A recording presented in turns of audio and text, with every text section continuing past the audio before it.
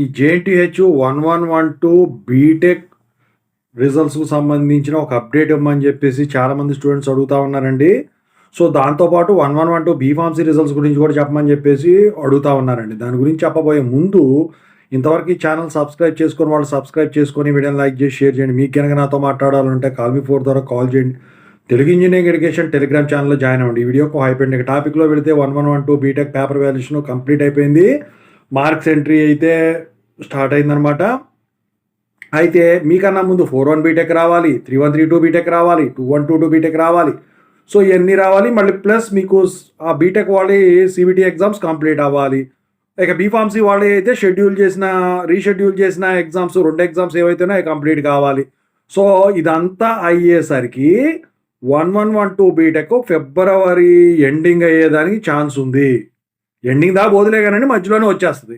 B Pharmacy కూడా 1112వి అదే టైంకి అవుతాయి. అయితే చాలామంది అడుగుతూ ఉన్నారు, ఈ B Tech B Pharmacy paper valuation complete అయిపోయిందంటే మొత్తం కూడా ఆఫ్లైన్లో ఉన్నాయి కాబట్టి పేపర్ వాల్యుయేషన్ అయితే కంప్లీట్ అయింది. కానీ బీఫార్మసీ మాత్రం రీషెడ్యూల్ చేసిన సబ్జెక్ట్స్ ఏవైతే ఉన్నాయో అవి మాత్రం ఇంకా అయిన తర్వాత ఒక 6 రోజుల సమయం పడుతుందండి అది చేయాలంటే 2 బుక్లెట్లు. ఓకేనా? సో వాటి తర్వాత మార్క్స్ ఎంట్రీ అవుతుంది. ఇదంతా అయిన తర్వాత రిజల్ట్స్ డిక్లరేషన్కి టైం పడుతుంది. అయితే ఇప్పట్లో నాకు తెలిసి అయితే రిజల్ట్స్ ఫిబ్రవరి దాకా ఆగాల్సిందే, రావు అనమాట ఇప్పట్లో. ఓకేనా? ఓవరాల్గా అయితే ఇదండి.